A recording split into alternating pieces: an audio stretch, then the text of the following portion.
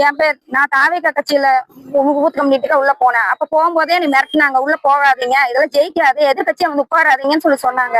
எனக்கு விஜய் ரொம்ப பிடிக்கும், அவருக்கோசரம் நான் போனேன் உள்ள. என் பொண்ணுங்களை நைட் அங்க வீட்டுல விட்டு போட்டு இங்க வந்து நான் பூத் கம்யூனிட்டிக்குள்ள வேலை செஞ்சிருக்கேன். வேலை செஞ்சு வெடி வெடியா பெட்டி ஏற்ற வரைக்கும் கூட இருந்திருக்கேன்.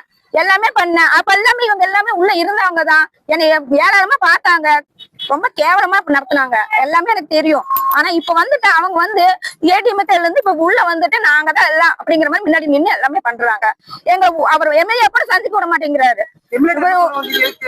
அவர்கிட்ட பேசி இருக்குங்க. நான் அவர் அக்கா இருக்கிறாங்க, அவங்க மூலியமா பேசி இருக்கிறேன். அவங்க எனக்கு ஏதாவது பொறுப்பு வாங்கி கொடுங்கக்கா, நான் ரொம்ப வருஷம் இப்படியே வியாபாரம் பண்ணிட்டு இருக்கிறோம், எங்களை பார்த்தா யாரும் மதிக்கிறது இல்ல, ரொம்ப மிரட்டிட்டு இது பண்ணிட்டு அராஜகம் பண்ணிட்டு இருக்கிறாங்க அக்கா, எங்களுக்கு ஏதாவது பொறுப்பு வாங்கி கொடுத்துட்டீங்கன்னா நாங்க ஏதாவது நிம்மதியா போர்த்தனம் பண்ணிக்குவோம் அப்படின்னு கேட்டிருக்கிறோம். அந்த அக்கா ஏதாவது பண்ணித்தானே சொல்லியிருக்கிறாங்க. ஆனா இப்ப வந்துட்டு இவங்க வந்துட்டு உள்ள வந்துட்டு பயங்கர அராஜகம் பண்றாங்க. உள்ளே விட மாட்டேங்கிறாங்க. எனக்கு பேசுறதுனே தெரியல. எனக்கு ரொம்ப கஷ்டம்.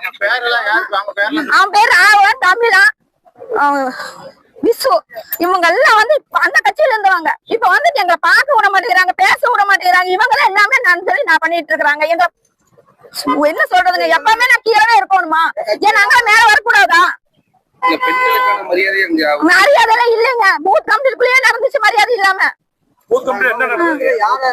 நான் வேண்டாம், அதெல்லாம் வேண்டாம், விடுங்க. அதெல்லாம் தேவையில்லாதெல்லாம் சொல்லி அவங்க கஷ்டப்படுத்த விரும்பல. ஏன்னா நான் சின்ன வயசுல இருந்து அவங்க பாத்துருக்கிறேன், பேசி பழைய தம்பி மாதிரி அவங்க பேசி பழைய அவங்களுக்கு ஒரு அந்த கட்சி மாறுறது. நாங்க உள்ள பூத் கமிட்டில வேலை செய்யறேன்னு சொன்னாலுமே அடுத்த செகண்டே இது எங்களை போட்டு மக்கள் தக்க மாதிரி பண்ணிட்டு ஊர்ல இது பண்ணிட்டு இருந்தாங்க. நான் இப்பவும் சொல்றேன், நான் இதுக்கு மேல அவங்க பொறுப்பா இருக்க மாட்டேன். எனக்கு பொறுப்பு வேணும். நான் இவ்வளவு தூரம் போராடிட்டு இருக்கிறேன். நீங்க அதுக்காக எனக்கு சேர்ந்து எல்லாம் ஹெல்ப் பண்ணி கொடுங்க. எனக்கு அது மட்டும் போதும்.